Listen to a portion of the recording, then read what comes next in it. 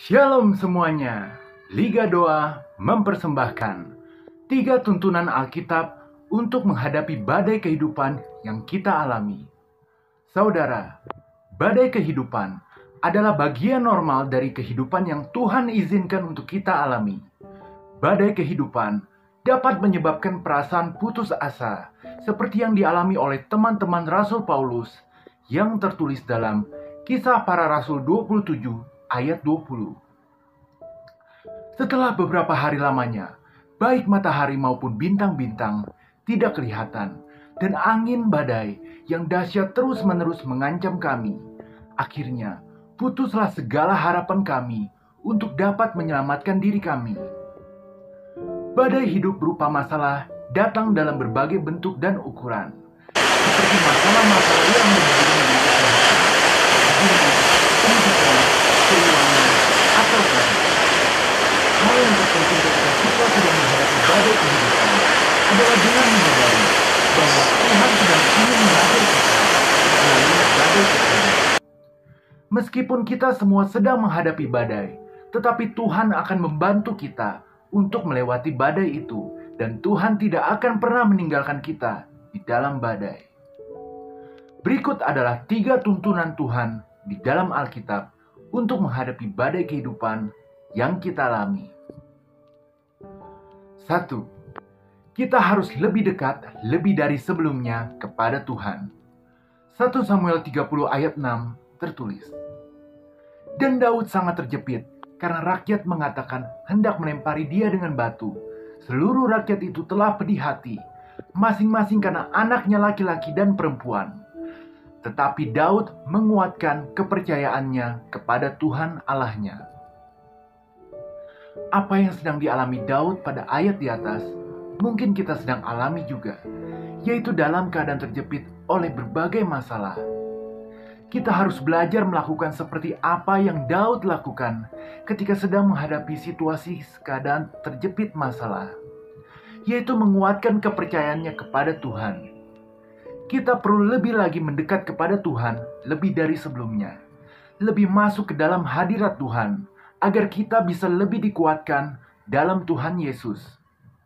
Jadi ketika kita sedang menghadapi badai kehidupan, tuntunan yang pertama adalah kita harus menguatkan kepercayaan, yaitu iman terhadap Tuhan, dengan cara memuji, menyembah, memuliakan, dan mengucap syukur kepada Tuhan. Karena hanya Tuhan Yesus yang sanggup menghentikan badai yang sedang kita alami. Amin. 2. Kita dipanggil untuk mengambil langkah iman untuk berjalan di atas air. Dalam Matius 14 ayat 29 tertulis, kata Yesus, "Datanglah." Maka Petrus turun dari perahu dan berjalan di atas air mendapatkan Yesus. Kita dipanggil untuk selalu mengambil langkah-langkah iman dalam menghadapi badai kehidupan. Langkah iman yang kita ambil harus berdasarkan ketaatan kepada perintah Tuhan, bukan berdasarkan anggapan kita sendiri. Hal yang terpenting dalam bertindak adalah melakukan dengan iman yang kuat. Jangan ada keraguan sedikit pun kepada Tuhan. Karena dalam Matius 14 ayat 31 tertulis, segera Yesus mengulurkan tangannya, memegang dia, dan berkata, "Hai orang yang kurang percaya, mengapa engkau bimbang?" Dari ayat ini belajar bahwa ketika kita mulai ragu, kita akan jatuh. Jadi ketika iman kita kuat, maka rasa takut atau ragu pun hilang, dan kita dengan percaya diri akan mulai melangkah bertindak dengan iman. Ketika kita mulai melangkah, maka tanda-tanda badai akan segera berakhir, itu dimulai. Mendengar banyak kesaksian orang-orang termasuk tokoh-tokoh dalam Alkitab seperti Yosua, Daniel, dan lain-lain, kita bisa mengambil kesimpulan bahwa banyak berkat terbesar dari Tuhan datang ketika mereka mulai bertindak yang disertai dengan iman yang besar. Ketika kita berjalan dengan iman, kita akan melihat dari waktu ke waktu hal yang tidak mungkin bagi manusia menjadi kenyataan, seperti gunung pindah, laut merah terbelah, dan lain-lain.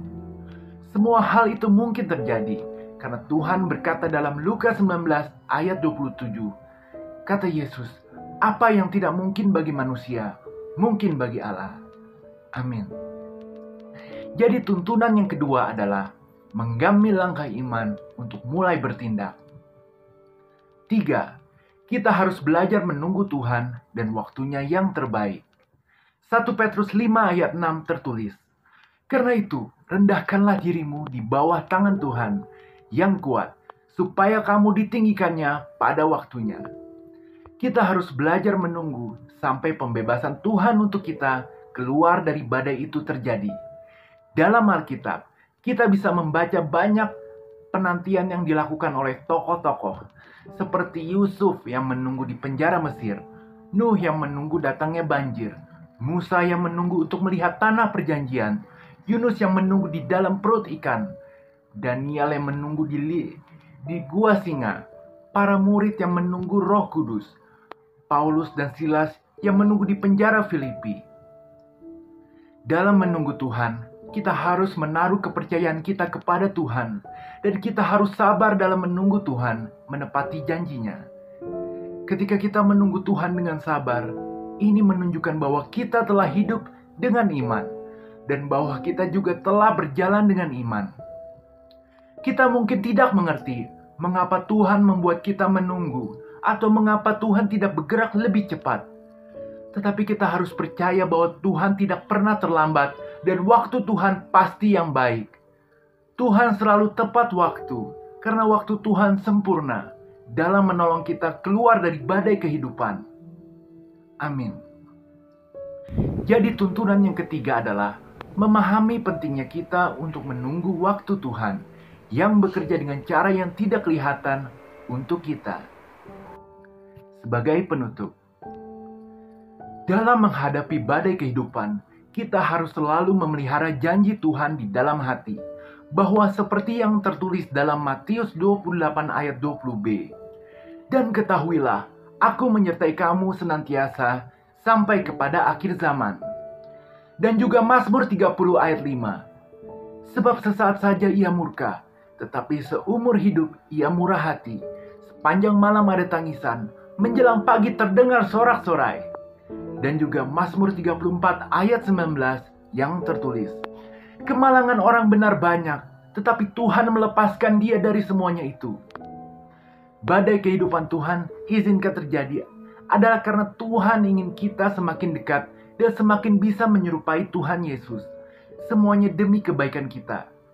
Oleh karena itu, kita harus menantikan Tuhan serta menguatkan dan meneguhkan hati kita. Amin. Jika saudara berkenan, berikanlah like, subscribe, dan share pada video ini. Terima kasih. Tuhan Yesus memberkati.